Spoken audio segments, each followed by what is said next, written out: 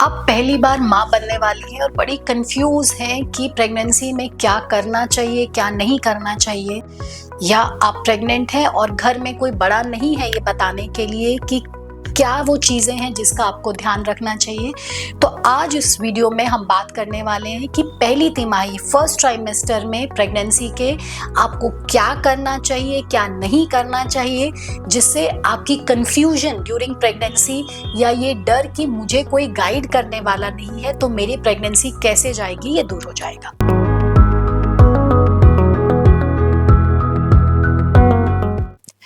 Hello friends, मैं हूं doctor Neeraj Pahlajani, pregnancy and infertility expert.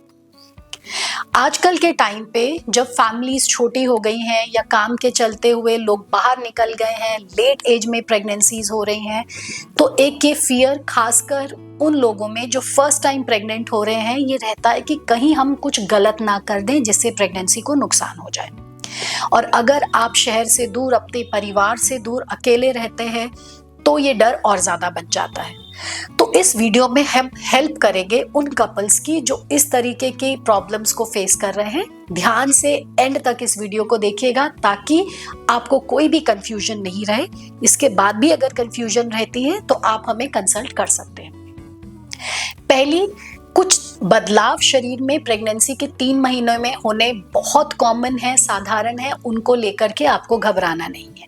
जैसे पहली तिमाही में आपको थोड़ी कमजोरी लगना, क्योंकि प्रेगनेंसी हार्मोन्स डल बना देते हैं। तो अगर हल्का फुल्का आपको कमजोरी लग रही है, डल लग रहा है, एक्टिव नहीं है आप, तो इसको लेकर के आपको घबराने की जरूरत नहीं है। आपकी स्लीप का पैटर्न चेंज होना, किसी को ज्यादा स्लीप आती है, किसी को नींद कम हो जाती है, ये भी प्रेगनेंसी हार्मोन्स की वजह से होता है। बाथरूम बार बार लगना, ये भी हार्मोनल चेंजेस की वजह से होता है। अक्सर फीमेल्स बोलती हैं कि मुझे बार बार बाथरूम जाना पड़ रहा है। अगर आपको जाना पड़ रहा है लेकिन बाथरूम जाते समय आपको कोई दर्द नहीं हो रहा है, कोई जलन नहीं हो रही है, तो ये भी एक नॉर्मल प्रेगनेंसी का सिम्टम होता है। इसके लिए आपको घबराने की जरूरत नहीं है। मुझे हरारत महसूस लगती है, बुखार बुखार जैसा लगता है। प्रेगनेंसी का जो हार्मोन होता है प्रोजेस्टेरॉन, खासकर वो बॉडी टेम्परेचर को थोड़ा सा बढ़ा देता है। तो प्रेगनेंसी में इस तरीके की फीलिंग होना कि मुझे बुखार है या हरारत है, वो बहुत नॉर्मल सी बात है। जब कभी आपको ये लगे तो आप थर्मामीटर में अपना टेम्परेचर देखें। अगर वो 100 तक का है तो एक ये नॉर्मल चेंज है, आपको इसके लिए कोई मेडिसिन लेने की या घबराने की कोई जरूरत नहीं होती है।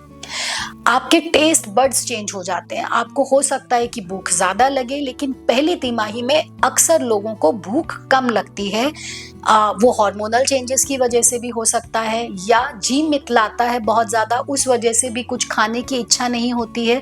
तो ऐसे में पहले 3 महीने में भूख का कम लगना या खाना खाने के बाद उल्टी हो जाना, ये भी एक नॉर्मल चीज है। और कभी कभी इसके साथ साथ में वजन का घटना, अगर 1 या 2 किलो तक का आपका वजन घट गया है पहले 3 महीने में, तो उसमें भी आपको घबराने की जरूरत नहीं है। ज्यादातर केसेस में ये प्रेगनेंसी रिलेटेड चेंजेस की वजह से होता है, इसमें पैनिक करने की आपको कोई जरूरत नहीं है। पेट के नीचे के हिस्से में या जांघों के अंदर के हिस्से में या कमर के नीचे के हिस्से में हल्का फुल्का दर्द या खिंचाव जैसा महसूस होना, वो भी एक नॉर्मल प्रेगनेंसी का लक्षण है। ब्रेस्ट में आपको दर्द होना या भारीपन लगना, ये भी हार्मोनल चेंजेस की वजह से होता है, क्योंकि ब्रेस्ट में चेंजेस आते हैं। तो ये वो कॉमन सिम्टम्स हैं, ये वो लक्षण हैं जो अक्सर प्रेगनेंसी में दिखाई देते हैं। इसको लेकर के हमें घबराने की जरूरत नहीं है। इसे आप नॉर्मल तरीके से अगर डील करते हैं तो हर छोटी छोटी चीज में आप पैनिक नहीं होंगे, डॉक्टर के पास आपको भागने की जरूरत नहीं है। सेकेंड चीज जो आपको फर्स्ट ट्राइमेस्टर में ध्यान रखने की है वो ये कि आप अपने डॉक्टर से रेगुलर विजिट लेंगे।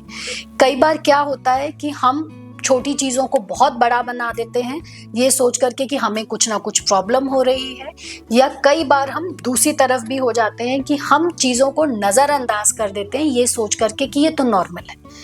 लेकिन अगर आप फर्स्ट ट्राइमेस्टर में अपनी रेगुलर विजिट देते हैं, जो कि पहले 3 महीनों में यूजुअली हम 2 बार ही बोलते हैं। फर्स्ट, जैसे ही आपकी प्रेगनेंसी कंफर्म होती है, 10-15 दिन ऊपर हुए, आपको डॉक्टर के पास जाकर के दिखाने का है, तो डॉक्टर आपको समझा देगा कि सब चीज़ें सही ट्रैक पे चल रही हैं या नहीं। अगर चल रही हैं तो ये सब सिम्टम्स नॉर्मल प्रेगनेंसी रिलेटेड है, आपको पैनिक करने की ज़रूरत नहीं है। सेकेंड विजिट जो होती है वो यूजुअली हम लोग बोलते हैं कि 11 से 13 हफ्ते के बीच में आपको देने का है। इस दौरान हम कुछ स्पेशल टेस्ट करते हैं, एक अल्ट्रासाउंड जिसे हम बोलते हैं NT-NB स्कैन, और साथ में एक ब्लड टेस्ट जिसमें हम ये जानने की कोशिश करते हैं कि बच्चे को कोई मेजर क्रोमोसोमल एब्नॉर्मेलिटीज तो नहीं है। तो ज़्यादातर केसेस में पहली तिमाही में बस यही 2 विजिट्स काफ़ी होती हैं। तो अगर आपने ये 2 विजिट ले ली हैं तो एक तो आप मेंटली रिलैक्स हो जाएंगे कि जो बाकी की चीज़ें आपके साथ में हो रही हैं वो प्रेगनेंसी रिलेटेड है। साथ ही साथ हम ये भी इंश्योर कर देते हैं कि हमारी प्रेगनेंसी भी आगे चल करके ठीक रहेगी, माँ और बच्चे को कोई दिक्कत नहीं होगी। थर्ड चीज़ जो हम ध्यान नहीं देते हैं या कि पहली तिमाही में कंफ्यूज रहते हैं कि हमें क्या खाना चाहिए, क्या हम ये खाएं, क्या हम वो खाएं, उसने मुझे ये बोल दिया, उसने मुझे वो बोल दिया। प्लीज़ इन सब चीज़ों से आप दूर रहें, अदरवाइज आप सिर्फ परेशान होते रहेंगे। एक सिंपल सा रूल जो आपको फॉलो करना है कि आपके घर में जो भी चीज़ें बनी हुई हैं साफ सुथरी है, आप बैलेंस तरीके से सब खाएंगे। आपको एक्स्ट्रा खाने की ज़रूरत नहीं है। आप प्रेग्नेंट हैं तो 2 लोगों का खाएंगे, ऐसा नहीं होता है। इनफैक्ट प्रेगनेंसी के पहले 3 महीने में भूख कम लगती है, नौजिया ज़्यादा होता है, इसलिए हो सकता है कि आप थोड़ा सा कम खा रहे हैं, कोई दिक्कत नहीं है, लेकिन आपकी मील बैलेंस्ड होनी चाहिए। आप रेगुलर प्रोपोर्शनेट वे में थोड़ा फ्रूट्स, वेजिटेबल्स जो भी सीजन के हैं, ऐसा कोई सुपर फूड नहीं होता है जिसे आपको खाना है, और ऐसा कोई फूड भी नहीं होता जिसे आपको टोटली अवॉइड करने का है। बाहर का खाना खाना, जंक फूड खाना, घी, तेल, मिर्ची, मसाले, तले हुए, पैक्ड प्रोसेस्ड फूड खाना, आपको ये अवॉइड करना है। अदरवाइज आप घर में खाएं, रेगुलर अपना सब्जियां, सलाद, दाल, नॉनवेज अगर आप खाते हैं तो कम स्पाइसेस वाला, मॉडरेशन में, फ्रिक्वेंटली थोड़े थोड़े प्रोपोर्शन में अगर आप खाते हैं तो आपको डाइट को लेकर के भी कोई परेशानी नहीं है। अगला कंफ्यूजन जो ये रहता है, किस पोजीशन में हम सोएं, क्या मैं सीधी सो सकती हूँ, क्या मैं टेढ़ी सो सकती हूँ, कैसे मैं सोऊं। आप किसी भी पोजीशन में सो सकते हैं। स्पेशली पहले 3 महीनों में आप किस पोजीशन में सो रहे हैं, आप सीधा सो रहे हैं, आप उल्टा सो रहे हैं, आप साइड में सो रहे हैं, उससे प्रेगनेंसी को कोई नुकसान नहीं पहुंचता है। ज़्यादा ज़रूरत है कि आप कंफर्टेबल रहें। तो जिस किसी भी पोजीशन में आप कंफर्टेबल हैं, आप उस पोजीशन में सो सकते हैं। क्या मैं प्रेगनेंसी में ट्रैवल कर सकती हूँ? बिल्कुल, आप पहले 3 महीनों में भी ट्रैवल कर सकते हैं, बशर्ते कि आपको प्रेगनेंसी में कोई कॉम्प्लिकेशन नहीं हुआ है। अगर आपको कोई ब्लीडिंग हो जाती है या आपको ट्रैवल में बहुत उल्टियाँ आती हैं, पहले से ही आपको चक्कर आते हैं, तो प्रेगनेंसी के दौरान ये तकलीफ बढ़ जाएगी। ऐसे में हम बोलते हैं कि प्लीज़ आप ट्रैवल नहीं करिए। अगर आपको ट्रैवलिंग में कोई दिक्कत नहीं है, आपकी प्रेगनेंसी अनकॉम्प्लिकेटेड है, आप कंफर्टेबल हैं, तो पहले 3 महीने में भी आप ट्रैवल कर सकते हैं, उसमें कोई प्रॉब्लम नहीं होगा। क्या हम प्रेगनेंसी में सेक्सुअली एक्टिव रह सकते हैं? बिल्कुल आप रह सकते हैं, लेकिन पहले 3 महीनों में थोड़ा सा केयरफुल रहने की ज़रूरत है, क्योंकि हमें ये नहीं पता है कि हमारी प्रेगनेंसी सेफ है या नहीं। तो इसलिए हम 3 महीने में थोड़ा सा सेक्सुअल एक्टिविटी को कम करने के लिए बोलते हैं।